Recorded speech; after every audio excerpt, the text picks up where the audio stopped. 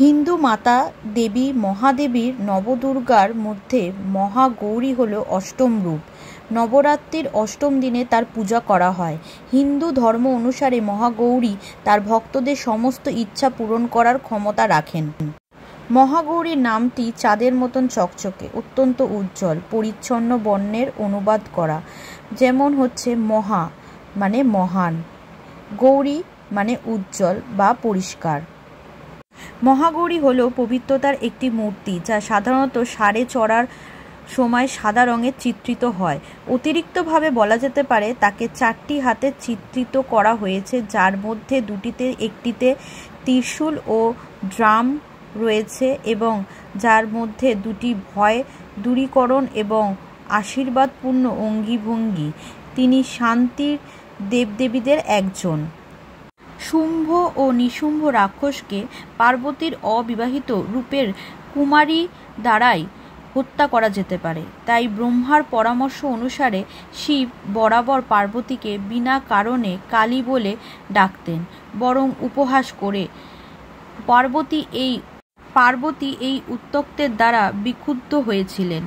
তাই তিনি ব্রহ্মার কাছে কঠোর তপস্যা করেছিলেন যাতে একটি সোনালী রং হয়।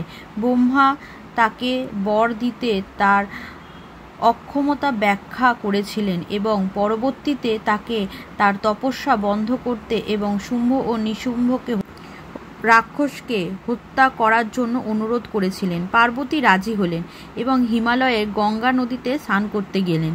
পার্বতী গঙ্গা নদীতে প্রবেশ করেন এবং স্নান করার সময় তার কালো চামড়া সম্পূর্ণরূপে ধুয়ে যায় এবং তিনি সাদা পোশাক পরিধান করে একটি সুন্দর সোনালী মহিলা হিসাবে ফিরে আসেন।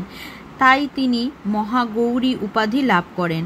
এরপর তিনি সেই দেবতাদের সামনে হাজির হন যারা হিমালয়ে শুম্ভ ও নিশুম্ভের বিনাশের জন্য তার কাছে প্রার্থনা করেছিলেন এবং উদ্বিগ্নভাবে তাদের জিজ্ঞাসা করলেন তারা কার উপাসনা করছেন। তারপরে তিনি তার নিজের প্রশ্নের প্রতিফলন এবং উত্তর দিয়েছিলেন এবং উপসংহারে পৌঁছেছিলেন যে শুম্ভ এবং নিশুম্ভ রাক্ষসদের দ্বারা পরাজিত হওয়ার পরে দেবতারা তার কাছে প্রার্থনা করেছিলেন। পার্বতী তখন দেবতাদের প্রতি করুণার কারণে কালো হয়ে গেলেন এবং তাকে কালিকা বলা হয়। এরপর তিনি চণ্ডীতে রূপান্তরিত হন এবং ধূম্রালোচন রাক্ষসকে হত্যা করেন। চণ্ডীর তৃতীয় নয়ন থেকে আবির্ভূত হওয়া দেবী চামুণ্ডা দ্বারা চন্দ ও মুন্ডাকে হত্যা করা হয়েছিল। চণ্ডী তখন রক্তবীজ ও তার ক্লোনকে হত্যা করেন, তখন চামুণ্ডা তাদের রক্ত পান করেন। পার্বতী আবার কৌশিকীতে পরিণত হন এবং শুম্ভ ও নিশুম্ভকে হত্যা করেন। এরপর তিনি আবার মহাগৌরীতে রূপান্তরিত হন। তাই পার্বতী শুম্ভ ও নিশুম্ভকে হত্যা করেন।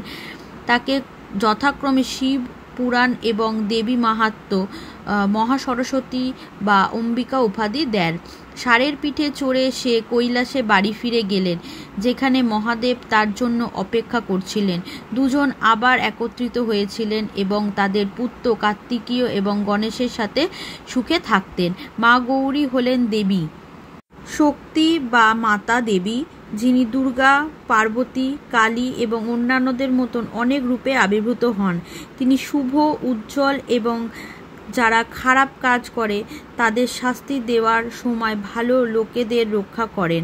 মা গৌরী আধ্যাত্মিক সাধককে আলোকিত করেন এবং মৃত্যুর ভয় দূর করেন।